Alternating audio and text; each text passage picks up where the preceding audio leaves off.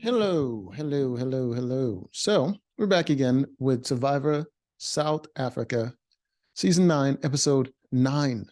Last time we had Shona getting voted out in an incredibly stupid display. Well, I would say a brilliant display of stupidity. She had a fake idol plan that she could have used. She didn't use it, which spooked her ally into voting for her in order to save himself. And luckily for uh luckily for Dante, he didn't play his idol. He didn't get spooked enough to play his idol, even though the person he was targeting played an idol. And that's just goddamn. That man, he would have been done. That would have been the end of his game. He would have gone home with an idol in his pocket if it wasn't for stupidity. And I love the way the things that he's done so far in the game, but he's terrible. He's really bad at this social element of this game. I don't know what it is I don't know if it's just narcissism, but he's just like incapable of reading the people around him. It's it's mind-boggling. But dumb luck, he was able to make it through, and Shona is gone because of her own stupidity. So now Phil is back at the tribe trying to explain to Dino how badly hold on. Hold on a second. Did I just see what I think I saw? So Phil is back at the tribe trying to explain to Dino. Oh my God, no way. I did see that. That is crazy. So apparently, Phil is a risk assessment manager. The guy that panicked in a risky situation, and it wasn't really that risky, he would have been perfectly fine, is a risk assessment manager.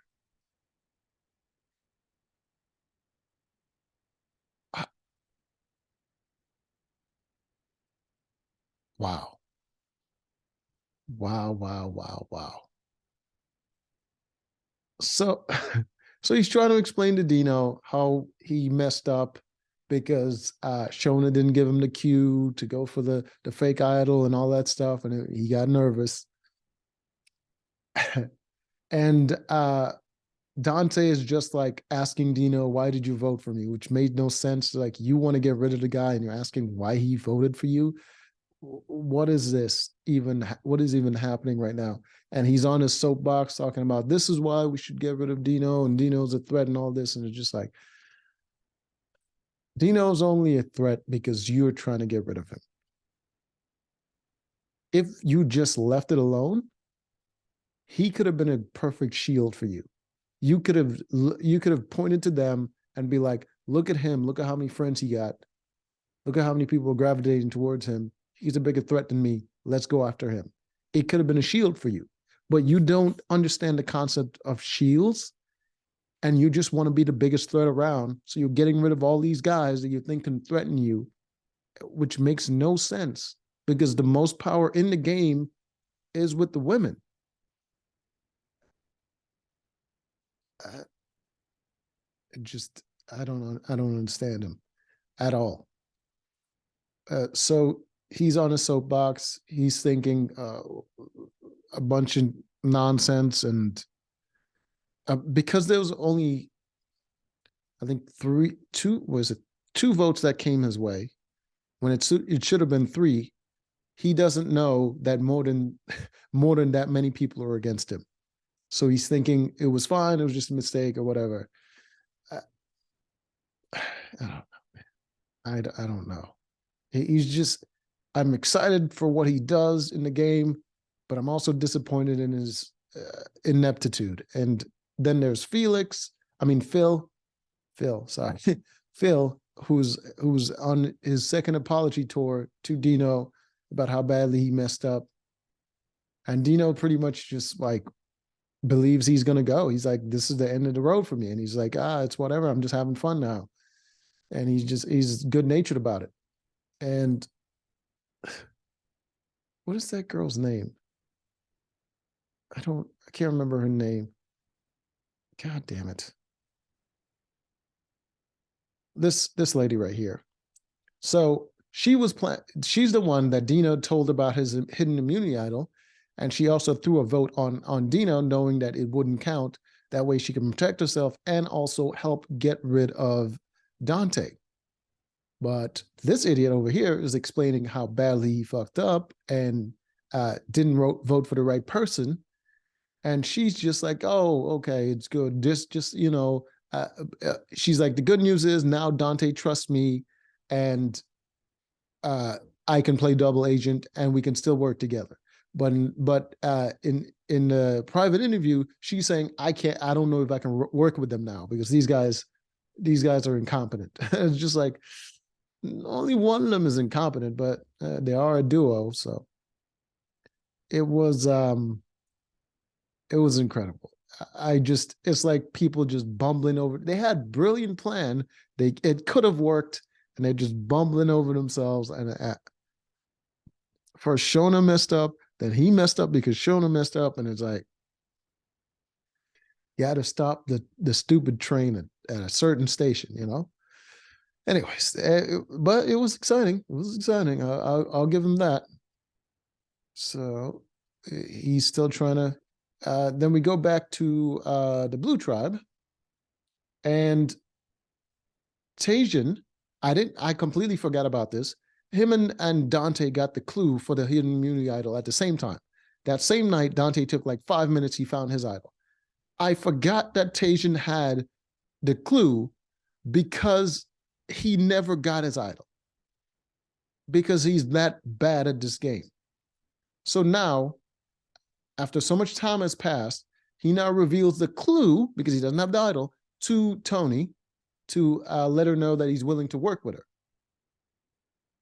And after both of them started searching, still don't find the idol.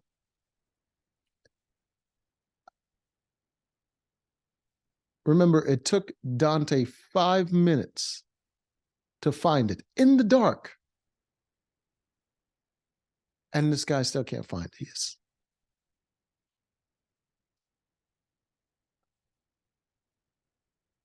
Too many idiots. Too many idiots in this game. Way too many idiots. I just can't.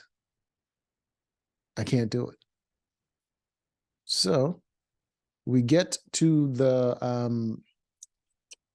what is it called? The tribal immunity challenge. The immunity challenge. And as Nico's explaining the rules for the challenge,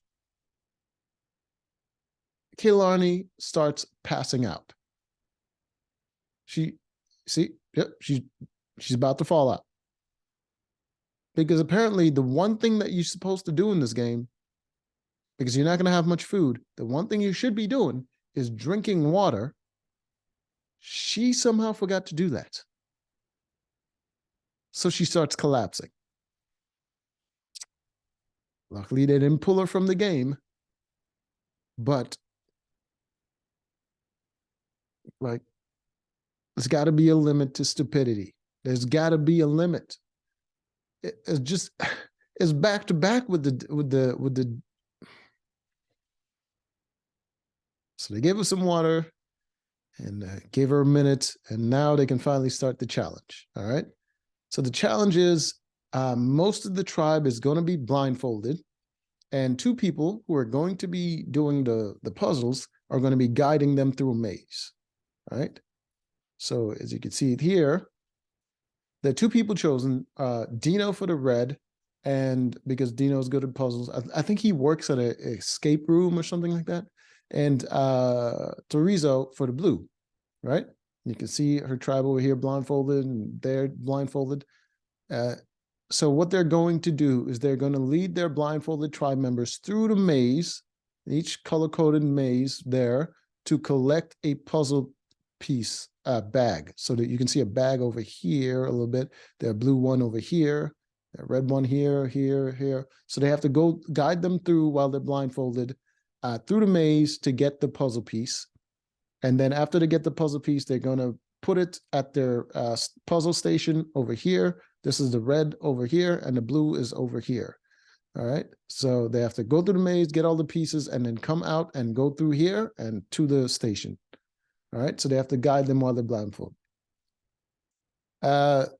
Right away, I believe the red had an advantage because the I don't know if it was Dino's guidance or the people that are blindfolded were just moving fast, but they got their pieces pretty quickly.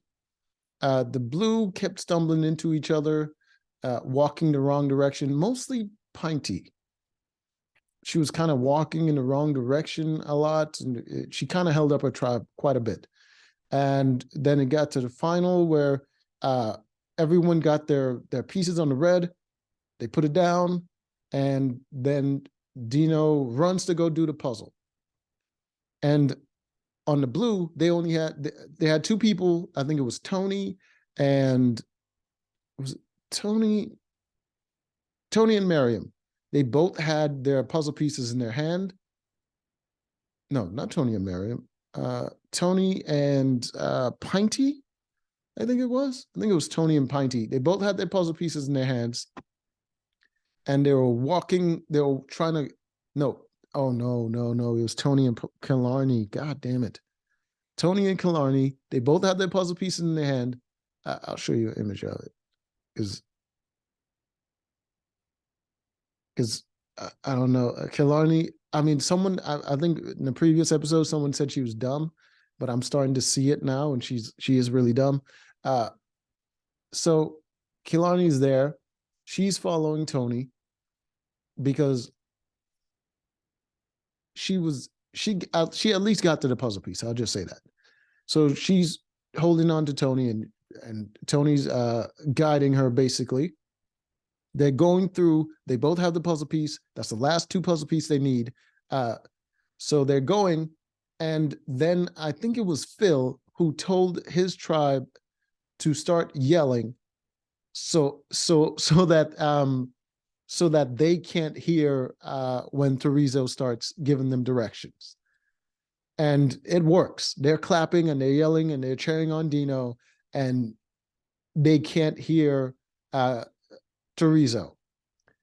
So they're walking around, they're listening to the wrong people. People are literally giving directions to Dino. They're like, yes, Dino, left, Dino, left.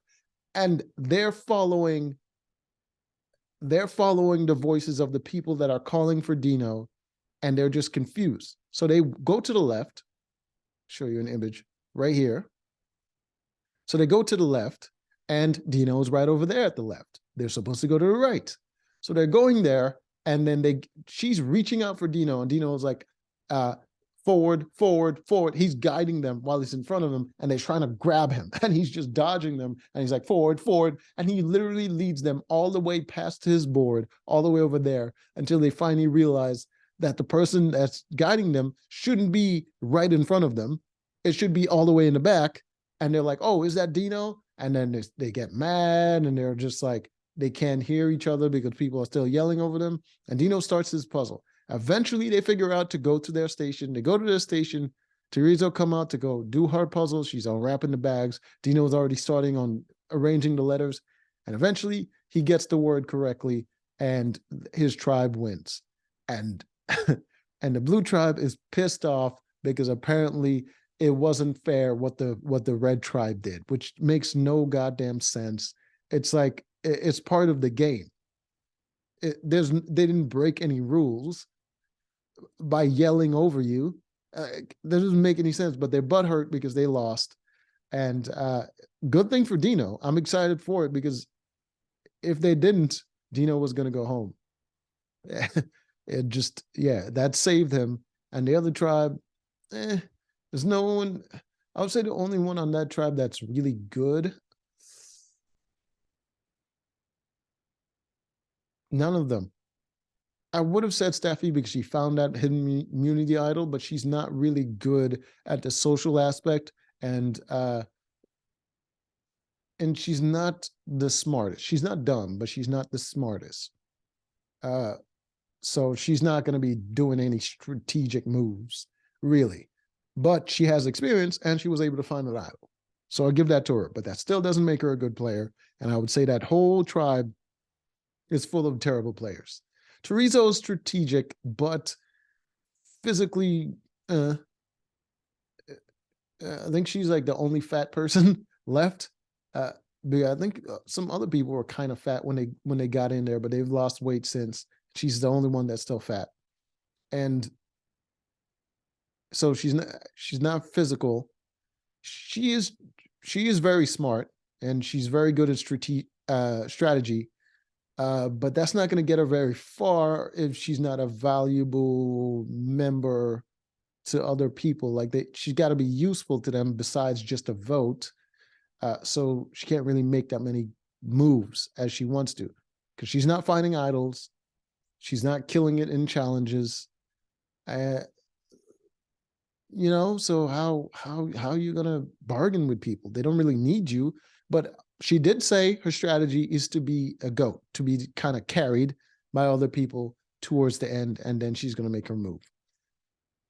So she wants to get rid of all the other goats, that mainly being Shona. Since Shona is gone, she's excited about that. And another one that she wants to get rid of is Killarney, because Killarney is also someone that's getting carried, in her opinion. So I don't know why that's her plan to the end, but that's what it is. And good on her, because no one's targeting her, and she's making a lot of big moves. So, well, not a lot of big moves, but very subtle and very game-changing moves. So I'll give that to her. All right. So red tribe wins. Blue tribe goes back to their place, and they're freaking bitching and complaining about how unfair the whole thing was, except Felix. Felix was like, I don't really think it's unfair. It's ironic that they're saying it's unfair, even though they did the exact same thing in the last immunity challenge to the other tribe. And I was like, I didn't notice that, but maybe they just didn't, they probably like cut past that part. But I mean, fair enough. Yeah, I mean, he can be objective in a moment of loss. So the red tribe, their victory is pretty much the survivor. Was it the survivor food shop or something? I can't remember what's the name of it, but basically the entire tribe gets a couple minutes to go through this food shop with a bunch of different foods. They have chicken wings, they have cakes. The food looks really freaking good. See if I can get an image of it. Yeah, the food looks really good. So they get a couple minutes to go through this food shop. And everyone who's ever seen the show knows there's always an advantage at the shop, right? So they are returning players, so they know this as well. So they all decided to draw straws in order to see who goes first, and who, in what order people go into the shop, because they're going to be looking for, that's what it's called, a fresh stop. Huh. All right, so this is what it is. All right, so you can see there's some chicken right there, some fried chicken there. I think there's some cakes over there, some cupcakes here, some wraps over here. I think that thing has cotton candy, and there's some pizzas over here. I think this one is the cotton candy. I can't remember what this one is. All right, but there's like that black thing over here is a cake. Yeah, so there's some pretty good food there that they can get. All right, so they draw straws to see what order they're going to go into the shop, and the one that draw the longest straw was Meryl. Meryl gets the longest straw. She's going first, and she goes first. She's grabbing some wraps. She's eating. She's looking around, trying to find the advantage. Then she sees a cake with the tribe symbol on the cake. I think it's the only cake there. And she just digs her finger right into the middle of the cake, bam, split it open, and there it is. She finds the advantage. I was like, God damn. I mean, I would have hoped it would have been a little bit more well hidden so that other people got a chance at it, but she got it right away. I think it's like the third thing that she checked, and she freaking got it. All right, so she has. Oh, this is a better shot at it. All right, so this is Meryl going through the shop. You see some fries. You see the fried chicken. This is mac and cheese. No, it's bananas. Some drinks there. Some drinks over here. Some candy. Right there. I think after this is when she spots the cake. I don't know, but I think the first thing she looked at was the chicken, then the wraps, then some of the candy, and then she looked over and she saw the cake. So it's like right in a couple minutes, she spots the cake and splits it open and finds the advantage.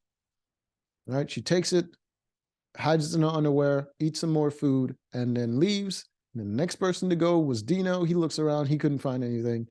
A couple people go through until the last one, which was Miriam. And yeah, Miriam wasn't even looking for anything, but she was the last one. She knows if there was an advantage, someone else has already found it. So now, officially, the Three Girls Alliance is literally the most powerful in this game, because the Three Girls Alliance being Miriam, Meryl, and Steffi, who started their alliance way in towards the beginning of the game. Steffi has a hidden immunity idol. Miriam has the diplomatic idol, which can send someone from the tribe to a different tribe, essentially saving them from tribal council. But I believe that's useless during merge, because there's not going to be a separate tribe people can go to. So she has to use it before merge. And now Miriam has a tribal, what was it? Tribal exclusion idol, something like that. It essentially lets her remove someone, including herself, from tribal and send them back, and they essentially can't be voted out. So, and it works like a hidden immunity idol, and it lasts as long as a hidden immunity idol. The only disadvantage that you would have, the advantage that you would have with a hidden immunity idol that you don't have with this, is that you don't get a vote. But it essentially saves you, and it lasts until the final 6, with just like a hidden immunity idol. So it's pretty powerful. I think the weakest advantage is with Miriam, because hers only lasts until tribal merge. All right. So, but essentially, all 3 people in their alliance has some sort of advantage, and they have control over their tribe as well. So I'm just saying, man, this season, one of these girls got to win, because they are freaking killing it. They're like masterful gameplay. Respect. All right, so Dante decides to make God damn it, I don't know what her name is.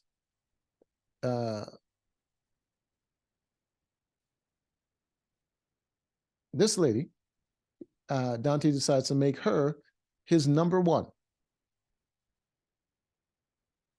even though she wanted to get rid of him. But now that the people that she tried to work with are kind of incompetent, she's kind of willing to work with him, but I think she still kind of wants to get rid of him. So she's playing a double agent sort of role, which, more power to her. All right. On the blue tribe, there was some conflict between Steffi and Pinty, because Pinty is still eating way more than everyone else, even though they're trying to ration the food, and Steffi is like essentially in control of the food. She appointed herself to be in control of the food, and yeah, so they had a little blow up.